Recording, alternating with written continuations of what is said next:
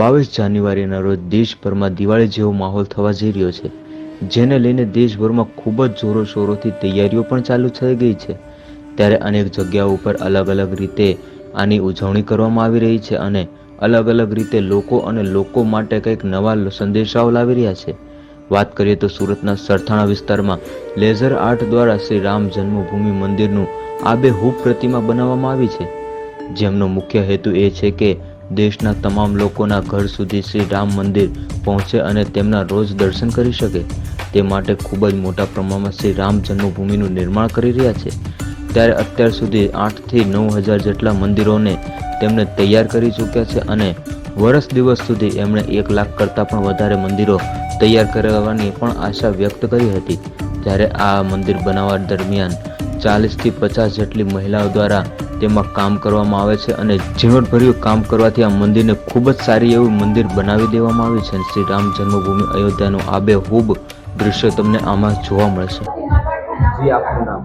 મારું નામ સંદીપ ગોંડલિયા છે। હું એક લેઝર આર્ટ કરીને એક કંપની ચલાવું છું। એમાં અમે ટોટલ પર્સનલાઇઝ ગિફ્ટ બનાવીએ છીએ ને અત્યારે અમારે રામ મંદિર નું વધારે ઓર્ડર છે, તો અમે રામ મંદિરની મતલબમાં પહેલાં જે ડિઝાઇન આવીને તો અમને વિચાર આવ્યો કે આપણે એક રામ મંદિરનું મોડલ બનાવીએ। તો એ રીતે અમે 1-2 મોડલ બનાવ્યા।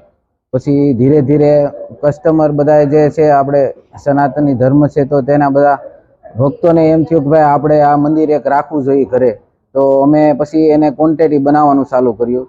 તો અમે અટાણે 6 થી 7 હજાર રામ મંદિર અટાણે વેચી નાખ્યા છે અને ઘરે ઘરે અમારે પહોંચાડવાની મતલબમાં ઓલું લાગણી છે। તો એ રીતે અમારું કામ અટાણે ચાલી રહ્યું છે। કેટલો ટાઈમ તો તમે આ ચાલુ કર્યું છે? અમે સમજો 2 મહિના થયા, હજી 2 મહિનાથી ચાલુ। તમારે જ્યારે હજારો ઓર્ડર પૂરા થાય છે તો આગળ હજી તમને કેવી ઉમ્મીદ લાગે છે?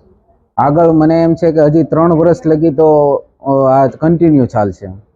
જી, રામ મંદિરનું જે ઉદ્ઘાટન જ્યારે થઈ રહ્યું છે ત્યારે તમારા દ્વારા લોકોના ઘરે ઘરે જે રામ મંદિર આપવામાં આવી રહ્યું છે એ વિશે તમે શું કહેશો? અત્યારે હરિભક્તોને એવું છે મતલબમાં કે બધાને એવો ઉમંગ છે કે ભાઈ મારી ઘરે એક રામ મંદિર હોવું જ જોઈએ, કે જ્યારે ઇનોગ્રેશન થાય ત્યારે હું ત્યાં રામ મંદિરની સામે ઊભો હોવો જોઈએ ઘરે, પણ એમ ત્યાં ન પહોંચી શકે પણ ઘરે ઊભો રહેવો જોઈએ।